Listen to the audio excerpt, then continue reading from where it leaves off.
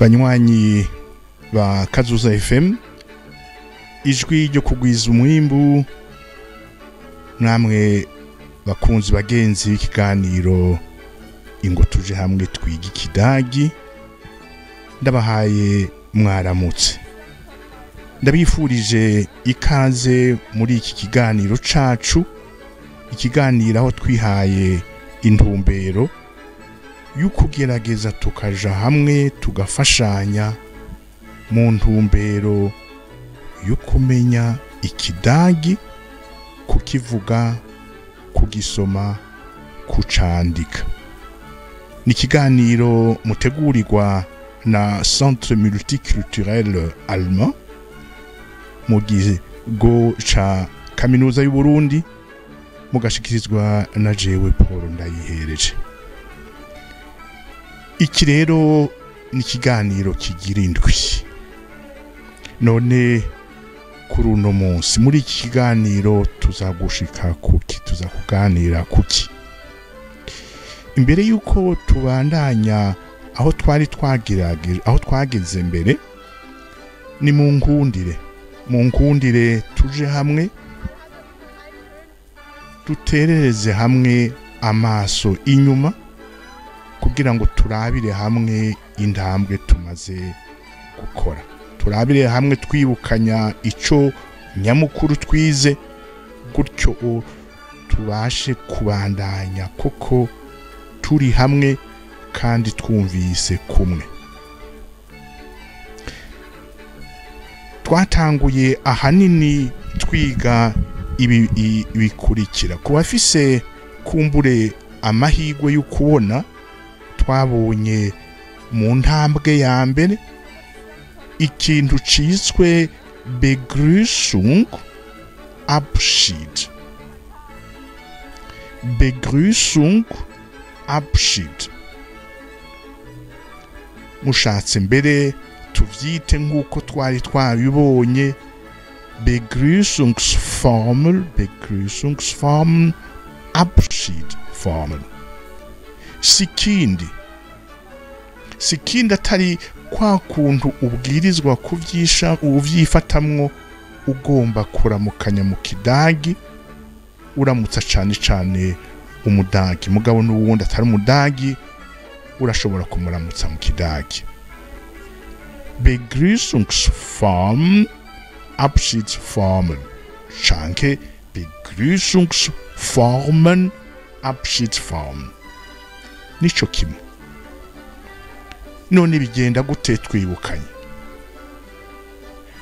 Hallo. Hallo. Guten Morgen. Guten Tag. Guten Abend. Hallo, guten Morgen. Hallo, guten Tag. Hallo, guten Abend. Ngiyi ndamutso mu kidagi. Ibi bikavana ku gihe c'umunsi uramutse uriko uramuramutsa, bikavana na ryari muhuye. Ibuka, hallo guten Morgen ni mu gitondo. Ni nko kuva isaha 12 zo mu gitondo gushika tuvuge isaha 10, isaha 5, 6. Mugabo ntimuce mu bifata mugenda muraraba musamarira amasaha, oya nukubaha unide ryari mushobora gukoresha iyo ndamutso guten Morgen. Ni muri ico gihe c'umunsi. Ahasigaye kuva ico kihe saa 5, saa 6 gushika isaha 11, 12 zo ku mugoroba, hallo guten Tag. Hallo guten Tag. Amasaha yiteye ku munsi naho, hallo guten Abend. Hallo guten Abend.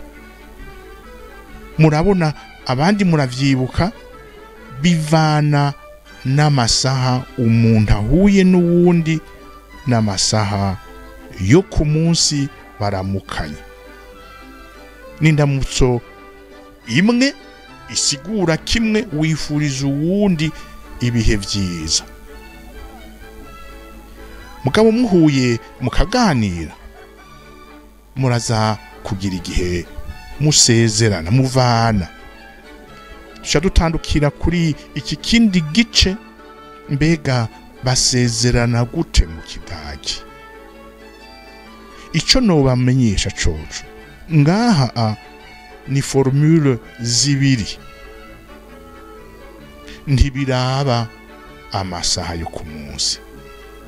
Urashobora guhura n'umuntu mu gitondo canke ku mugoroba ukamusezera kwa kundi nyene.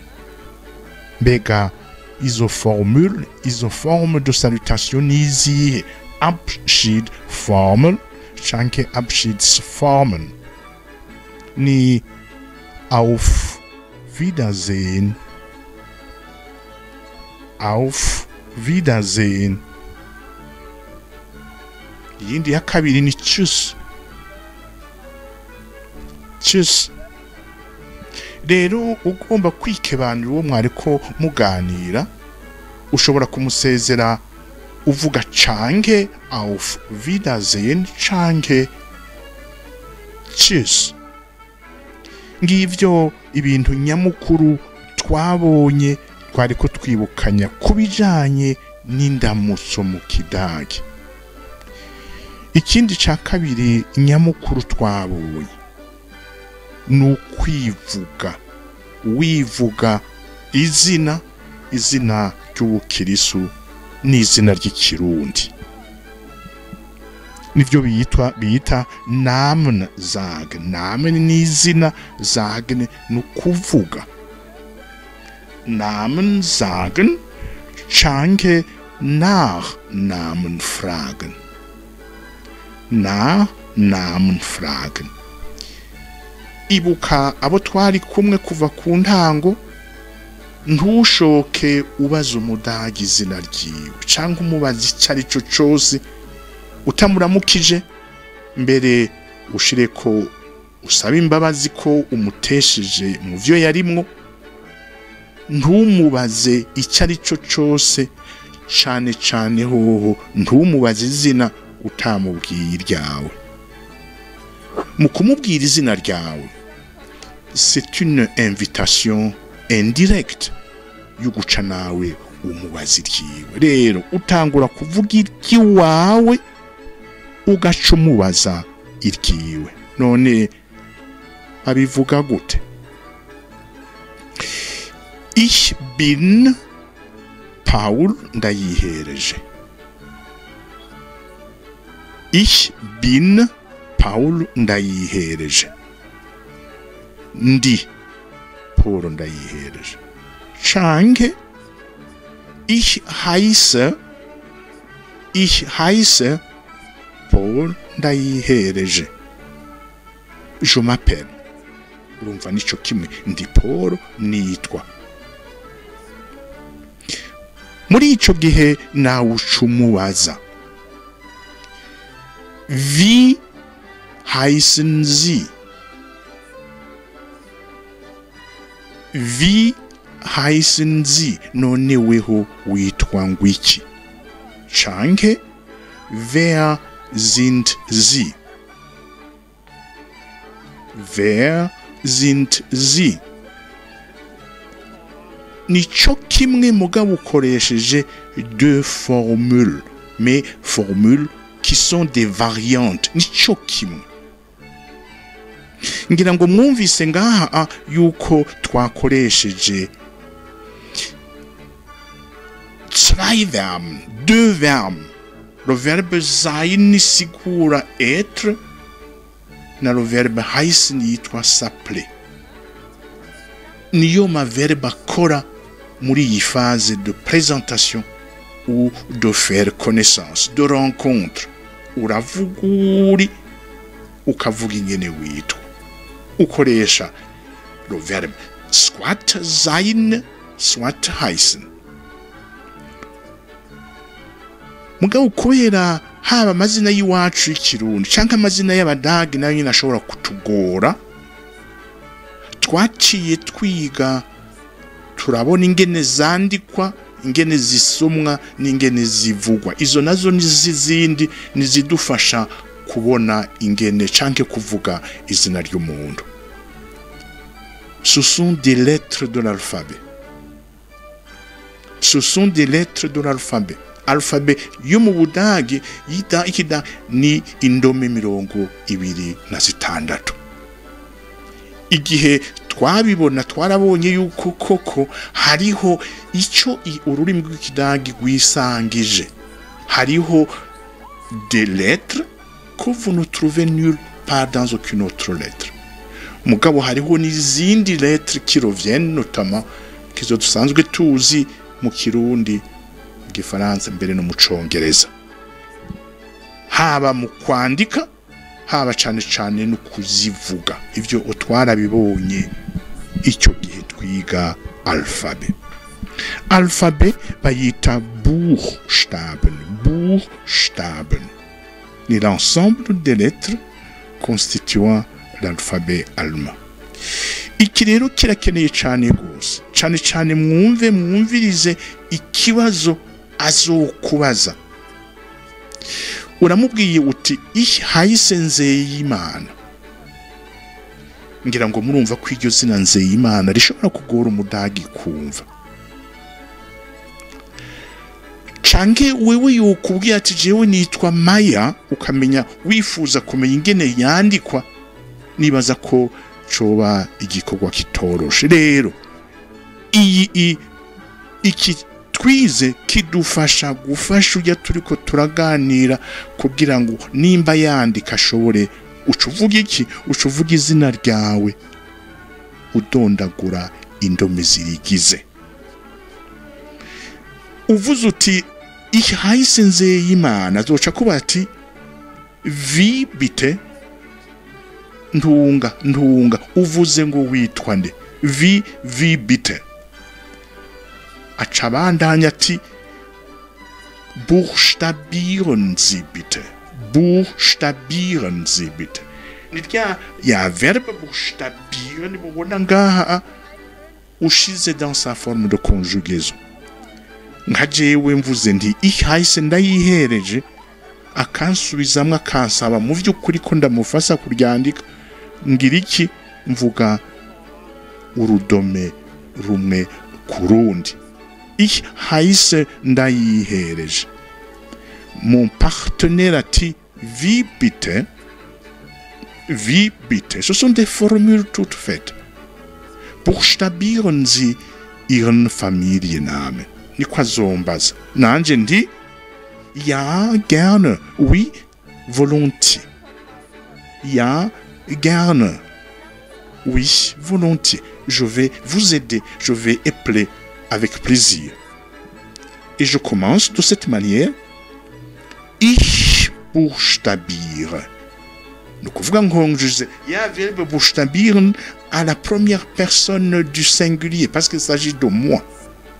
Ich buchstabiere. Ikibazo cari buchstabieren Sie bitte. C'est une question adressée à moi. Ich buchstabiere. Akarorero ndayihereje N D A Y I H E R J E.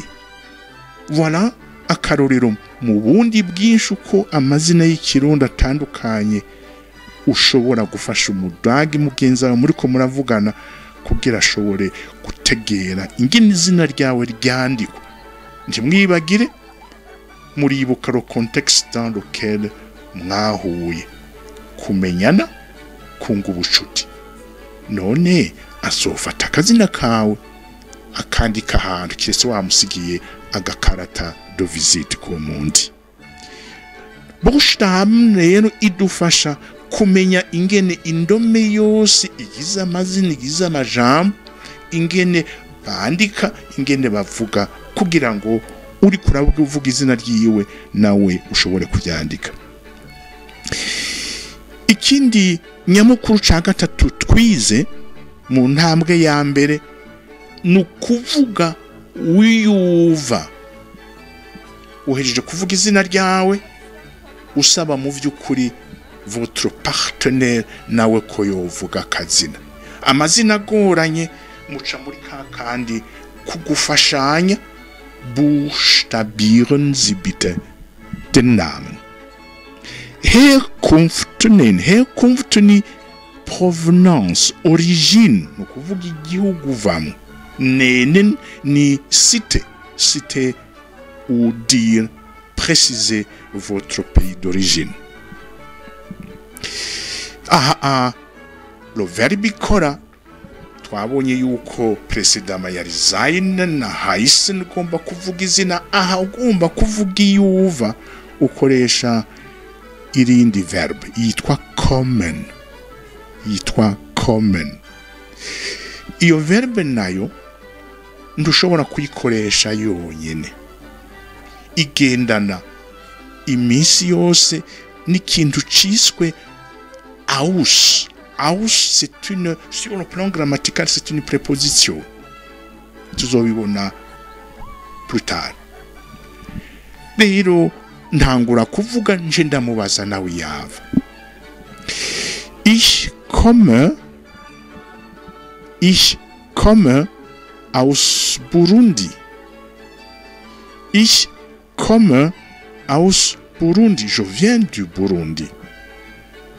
Et je lui tends la perche. Mukumubaza nti none mweho muvahe. Ndamubaza gute?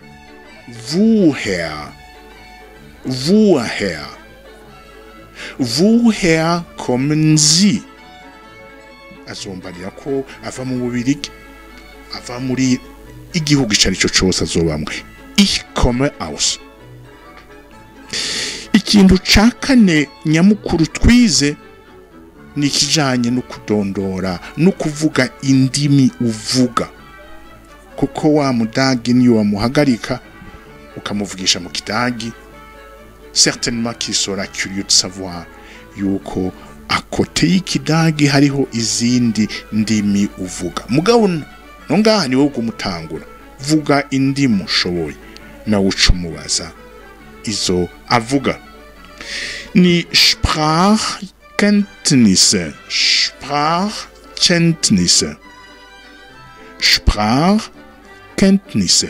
ivuye muri Sprache na ivuye muri Sprechen na Kenntnisse ivuye muri Kennen.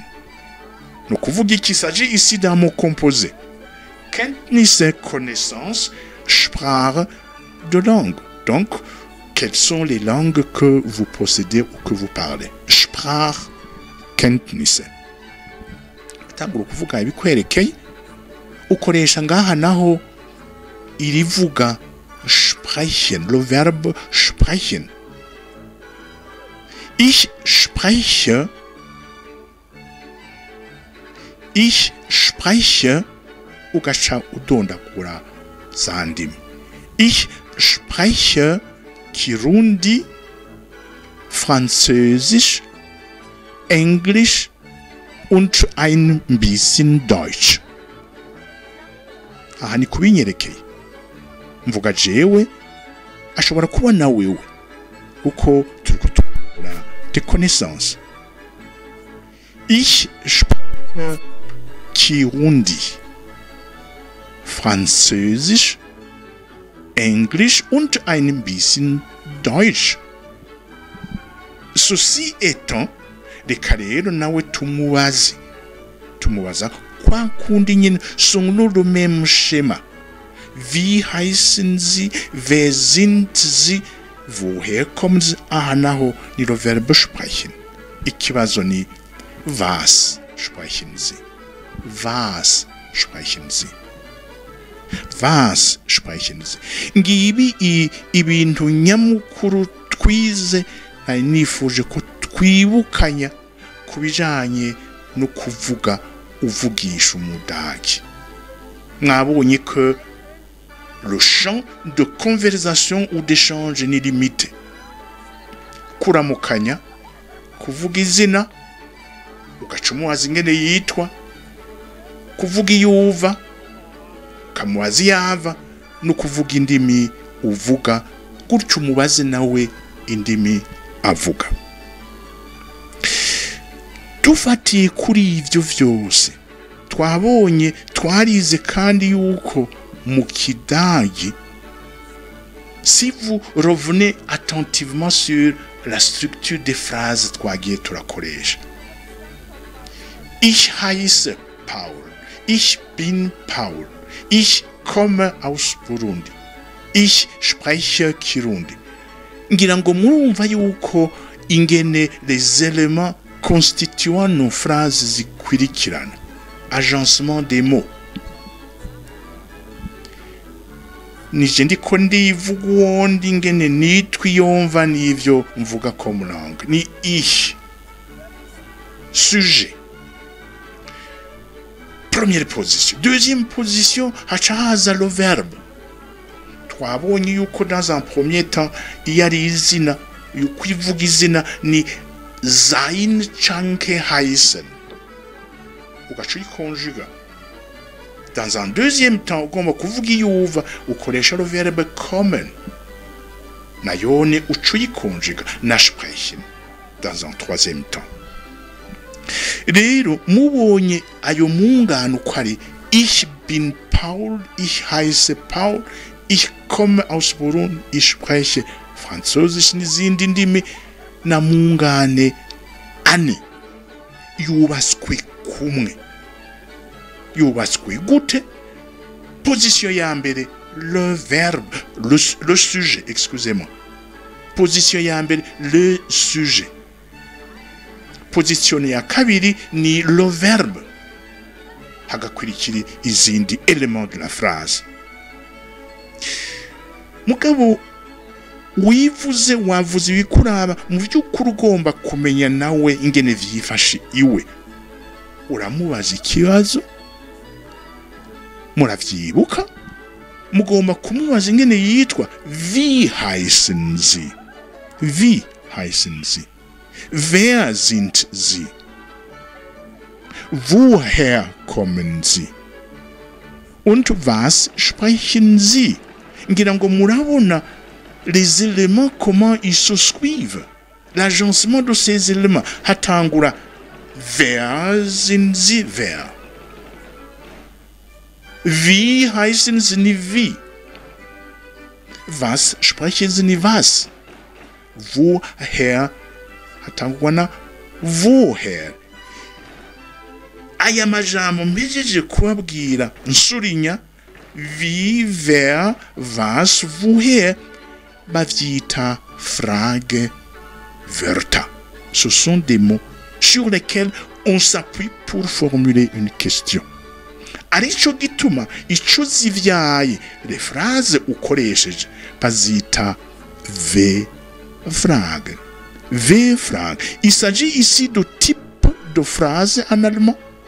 Ubu duhejeje kubona hariho iyi ya nyuma ya kabiri aho ukoresha de Fragewörter zitandukanye. Aha atwabonye zine: wer, wie, was na woher. Ngira ngo muca mubona yuko à chaque étape de phrase hariho eine Fragewort. Izindi tuzoziga tubandanije. Ngira ngo ico zisangiye, ico zihuriyeko ni le début, ingene bazandika ni V. V en allemand, ni kuvuga W en français. Arico gituma ciza V-Fragen. Ce sont des mots sur lesquels vous bâtissez la structure de votre phrase. Izindi nazo ni le sujet, le verbe. Ici bazita Aussage. Aussage. Ce sont des phrases affirmatives qui déterminent une situation ou un fait donné. Ni nuko vyubatswe. Sujet, verbe. Position 1, comme on dit, turiga ibiharuro nivyo, position ya mbere na position ya kabiri. Mugabo quand il s'agit d'une question qu'on soulève, qu'on pose, on doit impérativement commencer par pour la plupart des phrases, évidemment, nous allons voir quelques égaux. Pour la plupart des phrases interrogatives, vous devez bâtir, vous basant sur Frageverta. Ce sont des mots interrogatifs. Izo nazo ziri ubwoko butandukanye. Dufatiye rero ku byo twarabonye yuko hariho d'une part Aussagen, Sätze, na Frage, plus précisément V-Frage, Sätze. Ikindi twabonye très rapidement kugira ngo tugeze ngaha kubijanye no gusubiramwo ni kintu kijanye na conjugation, système de construire la conjugaison des verbes. Muribuka ko twabonye 4 verbes: sein, heißen, kommen und sprechen. Ngira ngo muravyibuka bo twari kumwe, nta nimwe isangiye le même plan sauf kommen und heißen. Izo nazo murazibuka, ufata le radical qui est une partie de la morphologie du verbe à l'infinitif, endung, la fin, la terminaison et le radical. Ufata le radical, la racine que vous coupez et que vous collez à travers le système des personnes de conjugaison. Izi zinafise ingene zitwa muravyibuka, zitwa regelmäßige Verben. Ce sont des verbes qui se conjuguent de façon régulière. Ils sind notamment sprechen, où nous avons vu à un certain moment à la deuxième personne du singulier et à la troisième personne du singulier, nous avons eu qu'il y avait une certaine modification de la voyelle. Bazita unregelmäßig kuko zitandukana n'izo za mbere zozo zikurikira umurongo. Ikindi twabonye ni kwijanye na verbe sein, où réellement il s'agit d'un verbe à part. C'est un verbe irrégulier. Ibyo twarabi. Jewe nibaza ko ahanini ari ibi twabonye, aho twabonye ibitari bike. Nari nahisemo rero yuko uyu munsi mbere yuko mbandanya tworaba inyuma twibukanya kugira ngo utyo tubashe kubandanya neza, twumvikana, twumva bimwe, tuzi bimwe. Reka rero ndabasezerera kuri ikiganiro cy'uyu munsi, aho ahanini twagarutse ku byo twize. Ndabaha isango kundwiza, aho tuzatubandaniriza ku ntambwe ya kabiri, tuzobandanya ku ntambwe ya kabiri, kandi nayo nyine hariho ibyo twari twamaze kubona, tuzohera ngaho tuce tubandanya. Ndabikanuye rero, naho ubutaha Imana ibazigame.